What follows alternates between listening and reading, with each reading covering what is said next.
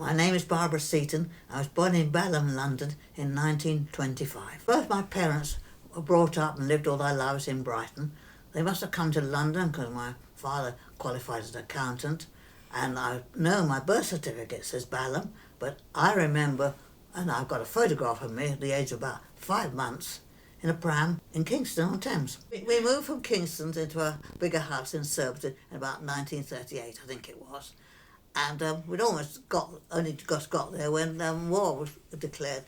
So all these beautiful windows looking out on the garden, etc., had to be blacked out permanently. And the result was sort of any life for a teenager just disappeared altogether. Nobody went out in the winter when it was dark because you couldn't see anything. There were no street lights at all. And in the summer, there wasn't many organised things to do at all, in the sense that the war was boring because there wasn't the things to do. You didn't go out and enjoy yourself. I think the cinema was about the only activity, and we did regularly go as a family at 6 o'clock on a Friday. My father got off the train and we went in the Odeon Surbiton regularly.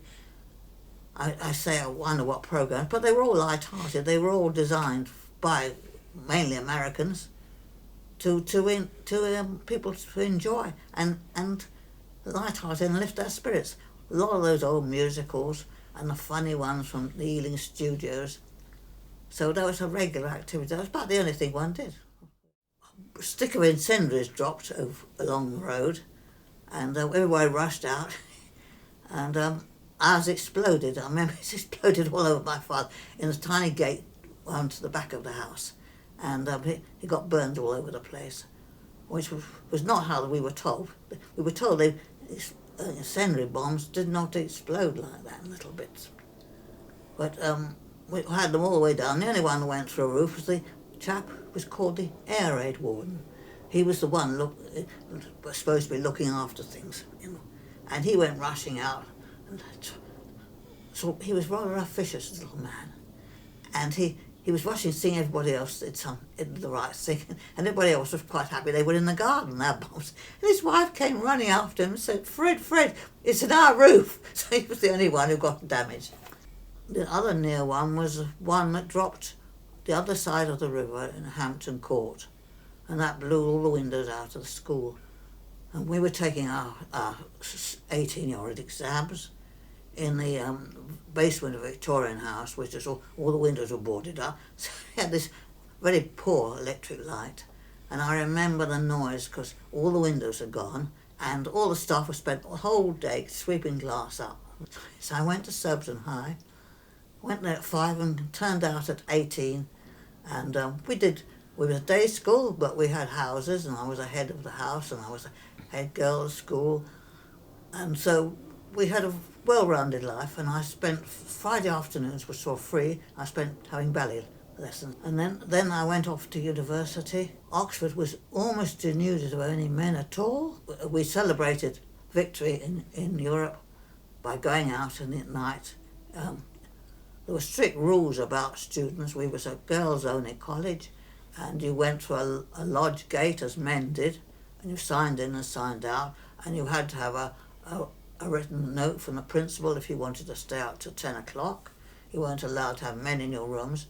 With Victory Day, they just left the door open, and we went out onto the main high street by Carfax in Oxford, and in those days the road was paved with wooden blocks set in tar, and somebody had taken a penknife and lifted the blocks, and there was a huge fire of these wooden blocks impregnated with tar, blazing away in the middle of the high street. Everybody was dancing around with everybody else. It was quite mad. I came down from college and realised that all my school friends had moved away, have different jobs. They were all busy. And I said to my mother, well, oh, what do I do with myself? And she said, well, I gather she must have been bored as well. I was the only child. And she'd gone down to the Conservative Association and said, they've started a Young Conservatives. Go down there, she said. So I went, and about the second meeting, we had a debate with another place, Thames Ditton, which was a bus ride away.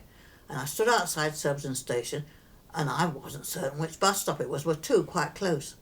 and I stood at one, and the young man stood at another, same one, and the Ditton bus came to the other stop. So he ran, and we both grinned at each other. He went upstairs to smoke a cigarette, and I went downstairs. And that was how I met the man I married about 4 years afterwards. It was the socialist government after the war, and we were conservatives, and we used to go to meetings and ask awkward questions. We did make a nuisance of ourselves, we just asked awkward questions. So I took about 20 young conservatives to the Labour meeting, and they were delighted to see us, but their candidate didn't appear, so we asked awkward questions, and then I said, well, if the candidate is coming, I'm not stopping. So I walked out, and the other people I knew slowly drifted out.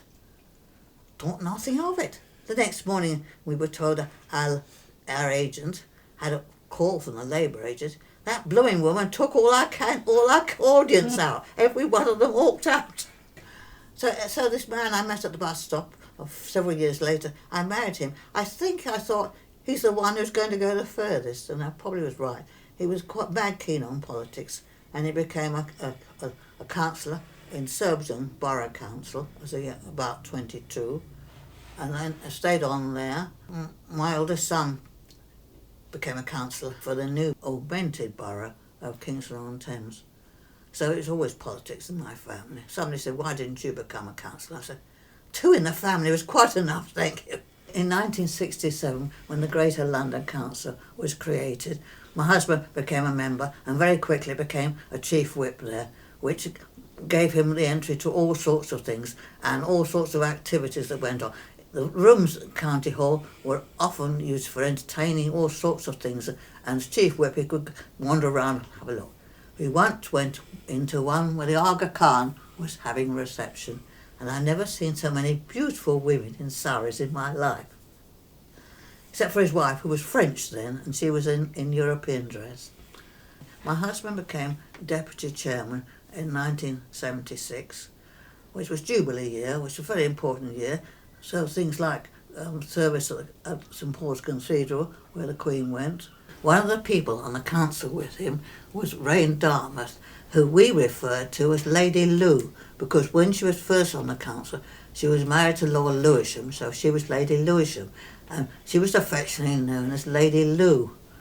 She was quite a character, much more able than most people gave her credit for, because later on she became the stepmother of Diana, Princess of Wales, and I don't think they ever really got on very well. But I do admire her because she married Lord Spencer, and he had a serious heart attack, and Rain nursed him through that, and she did a lot of renovations at Althorpe, mainly because she'd studied buildings, particularly old buildings in London. Rain Dartmouth, in my opinion, was responsible for saving London, for pulling down so many of its historical buildings. And certainly she was the one who saved Covent Garden from being turned into a modern complex. And that was done by chairman's agreement. My husband was the deputy to her. She was chairman of the Covent Garden renovation group. There was a whole lot of people on the committee, and they were mostly saying, oh, pull it down, and we'll put up a hotel and a conference centre and shops and all sorts of things. And she said, no, we can use the flower market, we can use the buildings around there. We want to keep the church there, St Anne's, have a large area for popular entertainment, etc. And my husband was her deputy, and she simply rang him up and said, shall we do it? Go on, we'll do it. Chairman's action.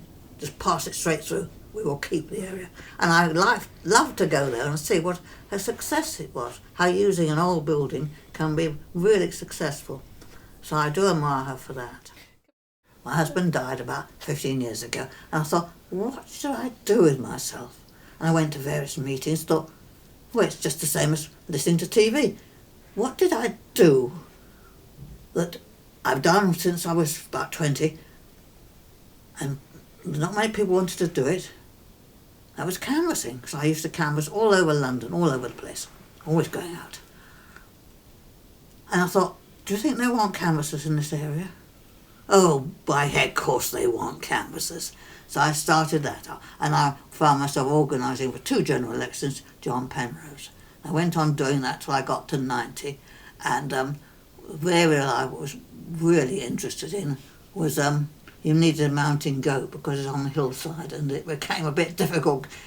Victorian houses with flats have stairs going up the outside. Of course, with these high ceilings, they're really high staircases, and they became too much to do. So anyway, I did other things. I think when you retire, it's no good sitting back and thinking, oh, take it easy. Because you've got to do two things. You've got to keep, if you want to live a long time, you've got to keep your body going. Do some sport, do some exercise, and do something for your mind. And so that's what I got involved in. In the 2019 council elections, the Conservatives were very anxious to fight every seat.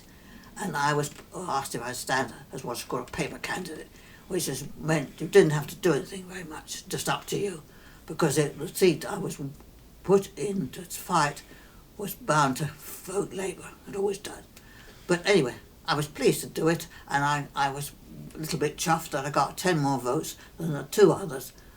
One who'd been a councillor for many years, and the other one who'd been chairman of the association. And that's how it came that, having done some things for Conservatives now, and joining up with what I'd done over my years, that my friends got together and made certain I got the MBE for political services, which embarrassed me, but I delighted in, of course, but embarrassed me at the same time, because my husband had the CBE, having been the chief whip with Horace Cutler. He got the CBE, so we've got two. If I have a daughter who wants to get married, she can be married in the crypt at St Paul's. They have a British Empire chapel there. Aside from politics, keep me busy. I've done various voluntary works.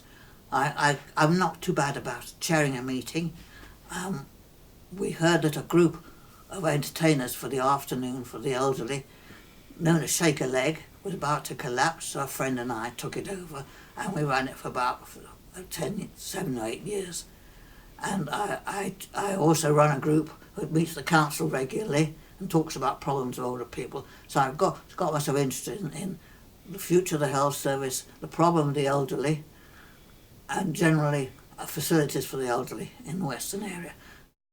I've got 4 children. I always say, husband being an accountant, we had to have 2 sons and 2 daughters to counteract, to balance it out. And they were all very sensible. They got married fairly early, produced children early. So now I have 10 grandchildren and 7 great-grandchildren, and they're a great joy to me.